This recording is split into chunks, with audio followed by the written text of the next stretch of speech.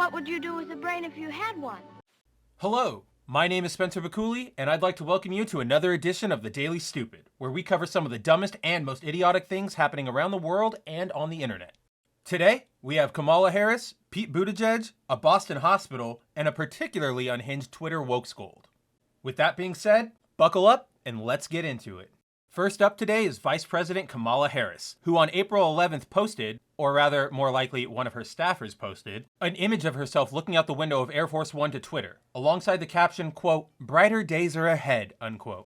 Brighter days for who, Kamala? The women you supported in their accusations of sexual misconduct against Biden, who you forgot about when you became the VP nominee? Maybe all the low-income people your truancy laws locked up during your time as San Francisco's district attorney because they had trouble getting their kids to school? Or for the number of Biden admin staffers recently let go for using marijuana, despite your own bragging that you used it in college?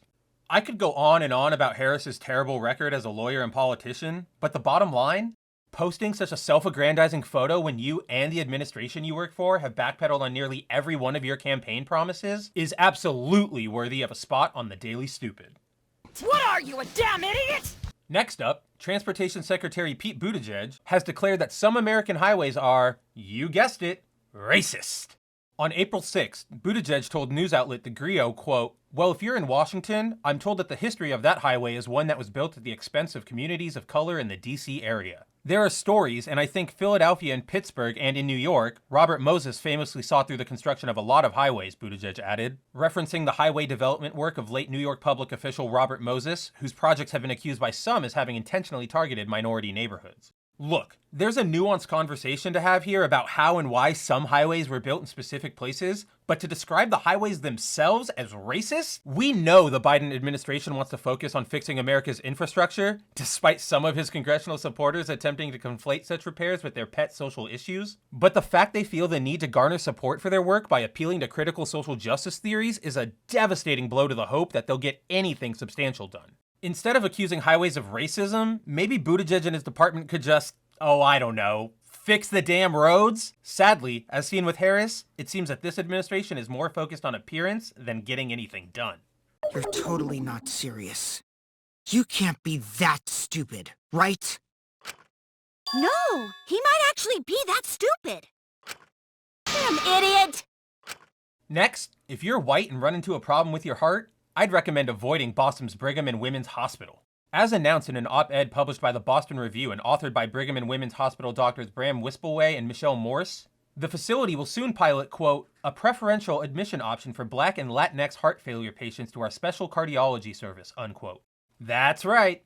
The hospital will now begin admitting patients with cardiological issues to their specialty services based on the individual's skin color. According to Wispelwey and Morse, the hospital opted to run this pilot program after a study of internal data found that, quote, "white patients at Brigham and Women's Hospital, a prominent, predominantly white Harvard teaching hospital, were indeed more likely to be admitted to the cardiology service," unquote. However, this discrepancy was explained in a follow-up study, which discovered that, quote, "white patients were perceived to advocate for cardiology admission more often and more intensely, and providers acknowledged such behavior impacted their decision-making," unquote.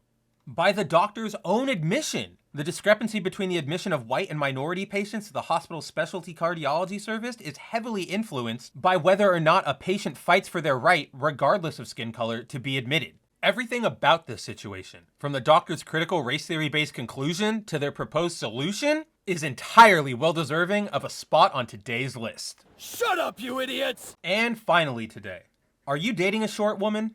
Ever been attracted to one? Maybe you enjoy collecting figures from your favorite entertainment properties? Well, if you answered yes to any of those questions, boy do I have some bad news for you. According to Twitter user WashiteRP Tips, you're basically a pedophile.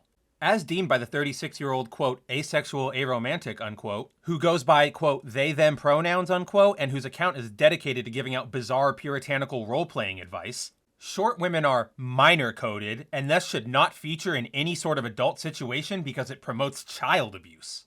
On Twitter, WashiteRP Tips wrote, quote, "Don't lewd minor-coded characters. A minor-coded character is a character who is considered an adult, but exhibits so many childlike traits that it doesn't matter if they're an adult or not, since they're coded by the writer to be a child and thus promotes pedophilia and child porn.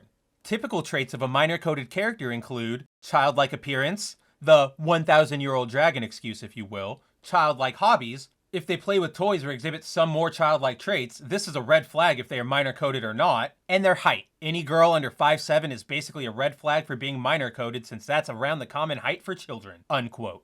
While Washite RP Tip's entire account is full of insane takes, ranging from asserting that, quote, rival and villain to hero ships are disgusting and immoral, unquote, or, quote, all roleplays are inherently political, unquote, this particular one left me staring off in disbelief. I know it's not uncommon for unhinged Twitter users to throw such disgusting accusations at every hobby, hoping to be revered as some sort of moral authority, but this one? Accusing adults who have youthful appearances, collect toys, or are particularly short of promoting pedophilia? I don't know what sort of weird projection this is, but it absolutely belongs on the Daily Stupid. Yes, that's it! He's a fool! He's a big, dumb, stupid fool! Just look at him! And with that, this has been your Daily Stupid. If you have suggestions for tomorrow, leave a comment below or hit us up on social media. Until next time, take it easy and do your best to avoid making the list.